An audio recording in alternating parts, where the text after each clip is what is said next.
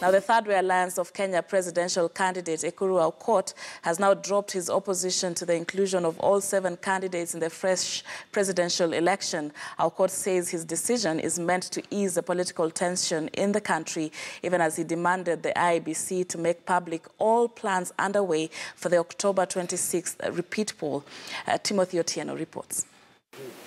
The Third Way Alliance flag bearer would be speaking to the press a day after he held talks with the Independent Electoral and Boundaries Commission. Talks that have seemingly received a lukewarm reception from the presidential candidate. We want IEBC to also speak to the people of Kenya publicly in the way they spoke to us yesterday about the measures they have taken into place, the mitigating factors they have taken into place, so that the October 26th presidential election will go on smoothly.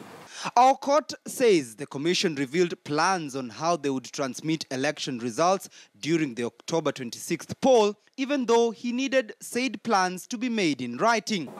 And now, Aukot has since reneged on a plan to compel the IEBC not to include other candidates who participated in the August 8th poll, as per the High Court directive by Judge John Mativo on Wednesday. Let everybody who was there on the 8th of August come on board. If that's the only way we can put behind this presidential election. And as he made the remarks, IEBC commissioners were spearheading training sessions for IEBC staff in Uasin Gishu and Kisumu counties, with the commission promising that the poll date would remain intact. We shall deliver our mandate on the 26th of October. We have a contract with the Kenyan people. I've talked with our various returning officers from the constituencies that make up Kisumu County.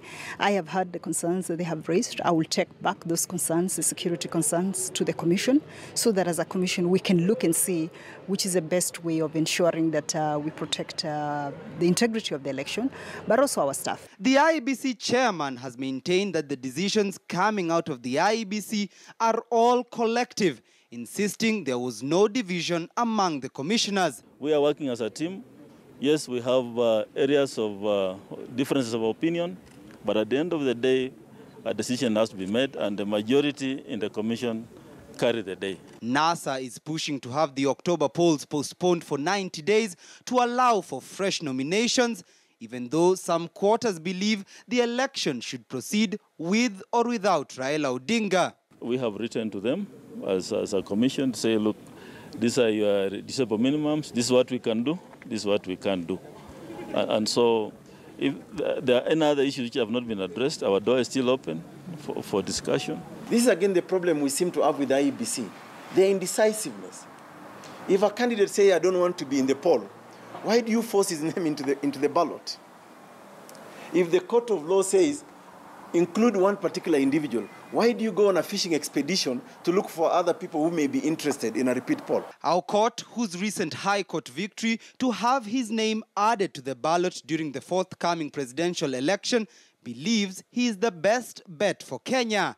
And for him, dropping out of the race is not an option.